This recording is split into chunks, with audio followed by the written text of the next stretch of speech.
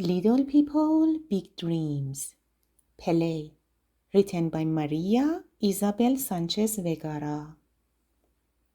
Little Edson Arachis do Nascimento grew up playing soccer on the streets of Bauru, Brazil. Soccer would stick with him forever, just like the nickname he was given by his school friends, Pele. He couldn't get a proper ball, so he made one himself, out of a sock stuffed with newspapers and tightened with string. It wasn't exactly round, but it was everything Pele needed to be happy. One day, he came home and found his father in tears.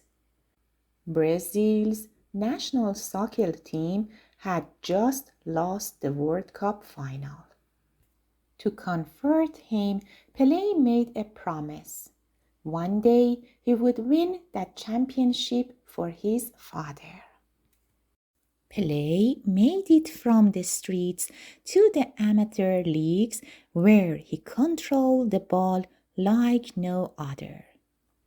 He performed spectacular tricks with both feet and scored goals with different parts of his body, even with his bottom. A soccer coach convinced his mother to let him quit his job in a shoe factory and move to the city of Santos, where one of the biggest clubs in Brazil was looking for new talent. It was a once-in-a-lifetime opportunity. When the club managers saw this 15-year-old boy dancing samba with a ball, they couldn't believe their eyes. Still, Pele would need to keep practicing if he wanted to make the top team. He was ready to work hard. In his debut match, Pele scored his first official goal, and soon he was the season's top scorer. But he stayed humble. With his first paycheck in hand, he didn't buy a fancy car. He bought his parents a new house. He was only 16 when he was selected for the national team to play the World Cup in Sweden. Fans all over the world celebrated his goals as the young striker played his Jogo Bonito, a phrase that means beautiful game. Brazil won the World Cup for the first time ever, and not just his father, but the whole country cried with joy. Pele was named Soccer's Array, or the King, and all the best teams in Europe wanted him. Pele won 2 more World Cups for his country and all possible titles for Santos. When he scored his 1,000th goal, even the rival players ran to hug him. Bells at churches all over Brazil sounded in his name. But his work did not stop on the soccer field. He traveled the world showing how the game could unite people. He also played for the New York Cosmos under one condition. The club would open training camps for kids in need. Pele was a worldwide legend and received all possible honors, from Athlete of the Century to Sir. After 20 years of playing and traveling, he had done more to promote togetherness than any other soccer player. And little Edson became not just Pele, the best soccer player who has ever lived, but a person that every girl or boy wants to be.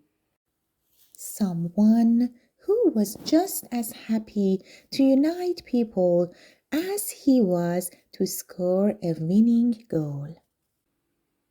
Baby Edson Arachis Do Nascimento was born on October 23, 1940, in the city of Tres Corações, 200 miles northwest of Rio de Janeiro.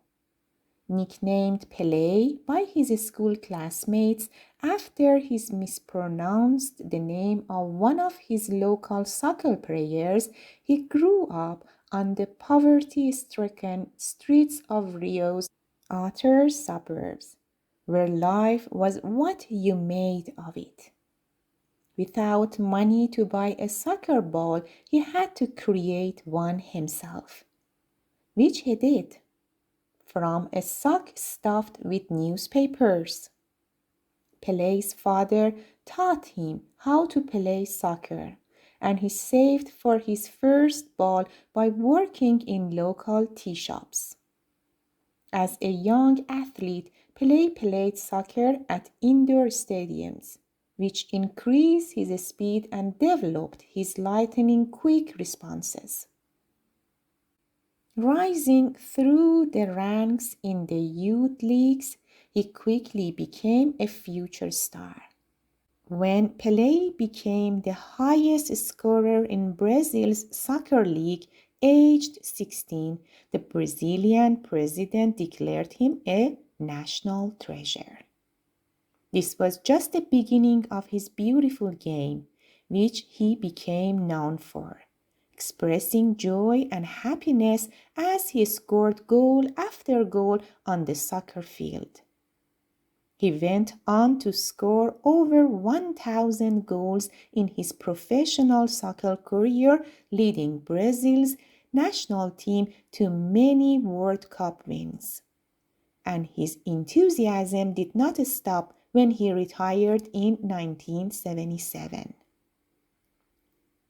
Appointed a United Nations ambassador for ecology and the environment, he also became a UNESCO Goodwill Ambassador, dedicating his time to working with children who had grown up in the poverty he experienced as a boy. Today, he remains one of the world's most iconic soccer players who brought joy, dance, and passion to the game. The end.